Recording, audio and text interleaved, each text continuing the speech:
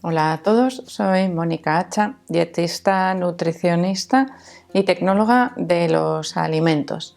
Hoy os voy a hablar de enzimas digestivas, algo que para muchos es muy desconocido y que puede ser el origen de muchos problemas digestivos.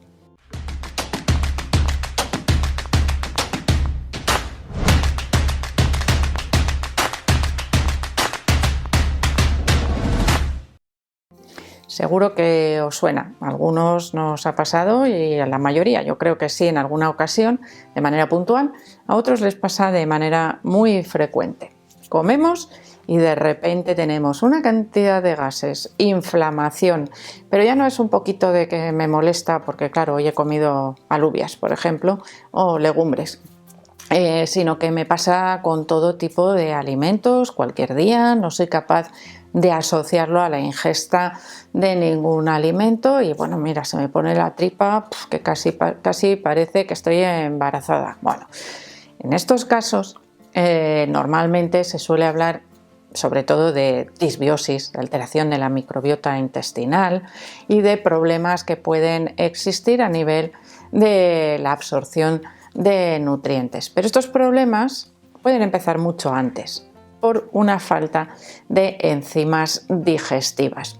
Es decir, si una persona no tiene suficientes enzimas digestivas, que ahora vamos a ver lo que son y cuáles son, puede tener evidentemente muchos problemas digestivos. El más conocido, la intolerancia a la lactosa. Esa intolerancia a la lactosa que realmente en la mayoría de los casos es un cuadro de mala absorción, es decir, mi cuerpo no es capaz de absorber esa lactosa por falta de enzimas que se denominan lactasa, que se encuentran en el intestino delgado y que tienen que romper esa lactosa en moléculas más pequeñitas para que se puedan absorber. Si no hay lactasa, la enzima, no se rompe la lactosa, no se puede absorber, llega al intestino grueso y allí las bacterias que viven se pegan un festín y ese festín genera gases, malestar, inflamación y bueno, pues algo que no está pasando bien, diarrea, es decir, puede pasar muchísimas cosas cuando no hay una buena digestión de los alimentos. Pero la digestión empieza en la boca. Desde la boca ya tenemos enzimas digestivas. En la boca empieza sobre todo la digestión de los hidratos de carbono. Es decir, todos aquellos hidratos de carbono que comemos empiezan a romperse en trocitos más pequeños en la boca.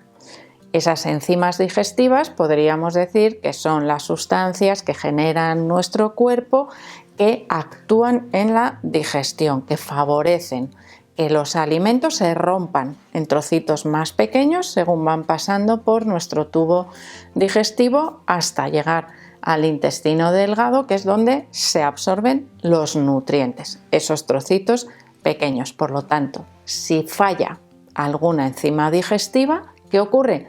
Que no llegamos a esos trocitos pequeños y entonces hay una dificultad de digestión y los alimentos llegan enteros o al menos en trozos más grandes al intestino grueso porque no se pueden absorber en el intestino delgado. Creo que entendemos, ¿no?, fácilmente lo que está ocurriendo en nuestro cuerpo cuando no hay esas sustancias que tienen que romper los alimentos. Existen principalmente 3 tipos de enzimas digestivas. Bueno, en realidad creo que se conocen como 20 enzimas digestivas diferentes, pero que se pueden agrupar dentro de 3 categorías. Una serían las enzimas encargadas de romper los hidratos de carbono, que serían las amilasas. El segundo grupo serían las enzimas proteolíticas, es decir, aquellas que se encargan de romper las proteínas de la dieta hasta llegar a los aminoácidos, que es lo que puede absorber mi cuerpo. Y en tercer lugar tendríamos las enzimas lipolíticas o lipasas, que se encargan de romper las grasas de la dieta hasta las moléculas más chiquititas, que suelen ser los ácidos grasos y el glicerol, que es lo que puede absorber mi cuerpo para después volver a formar pues otras estructuras con todos esos nutrientes o utilizarlos donde haga falta. Pero claro, para eso tiene que pasar un colador, que sería la pared intestinal del intestino delgado. Claro, ¿qué pasa? Que si estas enzimas no se sintetizan adecuadamente, esos alimentos llegan enteros, no se absorben y siguen circulando, lo que os he dicho antes. Esto nos genera problemas digestivos. Llegan a la microbiota y la microbiota, en función de qué alimento le llegue, si son, por ejemplo, restos de proteínas sin digerir, aumenta las bacterias proteolíticas, las que se comen esas proteínas. Si aumentan los hidratos de carbono, aumentan las bacterias sacarolíticas, las que se alimentan de esos hidratos de carbono. ¿Qué ocurre? Que se alteran esas poblaciones que se deben mantener en equilibrio, unas crecen más que otras, y a eso es a lo que se llama disbiosis. Esa disbiosis suele ir asociada a una permeabilidad intestinal alterada. Es decir, las separaciones entre las células del secolador, que es la membrana o la mucosa del intestino delgado, se agrandan, porque claro, es que no están pasando las sustancias. Pues igual es que me tengo que hacer más grande para que pasen. Permeabilidad intestinal, disbiosis, causadas por falta de enzimas digestivas, algo que deberemos valorar siempre en los casos de alteraciones digestivas. Por ejemplo, podríamos utilizar también la dieta para mejorar las digestiones, porque hay alimentos que nos pueden ayudar a digerir los alimentos. En algunos casos, por ejemplo, hidratos de carbono, falta de enzimas o de amilasas en la boca, podemos triturar. Utilizar, en lugar de masticar esos alimentos, pues hacerlos en forma de purés y comprobar si realmente estamos mejorando la digestión. Es como si estuviésemos ya rompiendo, ¿no?, en ese puré, en esa crema, parte de esos hidratos de carbono. Si el resto de la digestión va bien, quiere decir que teníamos igual falta de enzimas digestivas en la boca. Las proteínas se digieren principalmente en el estómago. Podemos hacer una prueba de acidez estomacal, por ejemplo, con un poco de agua y bicarbonato. Se trata de medir el tiempo que se tarda en eructar. Si nos indica la prueba que tenemos poca acidez estomacal, significa que hay pocas enzimas digestivas y que esas proteínas no se están digiriendo adecuadamente. Puede afectar también a otros nutrientes, pero vamos así un poco como a grosso modo para entenderlo. ¿Qué me puede ayudar? Por ejemplo, utilizar papaya de postre, piña. También podemos utilizar el kiwi. ¿Por qué?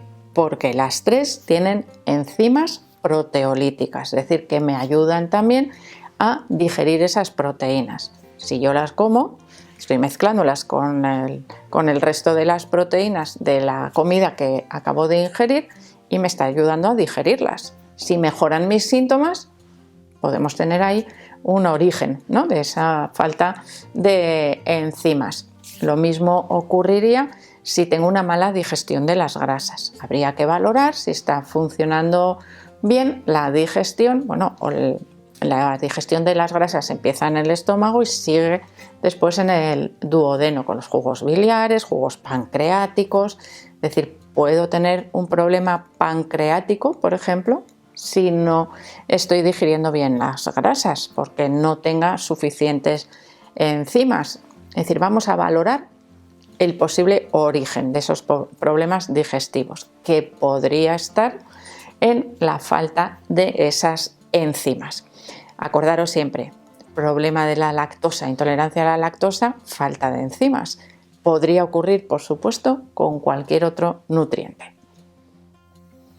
Y en algunos casos, por supuesto que sería valorar también por el médico, por un profesional, se pueden echar mano de suplementos de enzimas digestivas que se ingieren, bueno, de manera pautada antes de las comidas o una vez al día, dependiendo de la dosis que se necesite y de la falta de esas enzimas que exista en cada persona. Es decir, tenemos suficientes remedios para mejorar esa digestión por falta de enzimas digestivas, que en la mayoría de los casos consigue evitar o disminuir notablemente esos síntomas digestivos. Y después ya trabajaremos también para recuperar la integridad de esa mucosa intestinal, es decir, que vuelva a tener su permeabilidad normal y que la microbiota evidentemente vuelva a su equilibrio y que deje de producirnos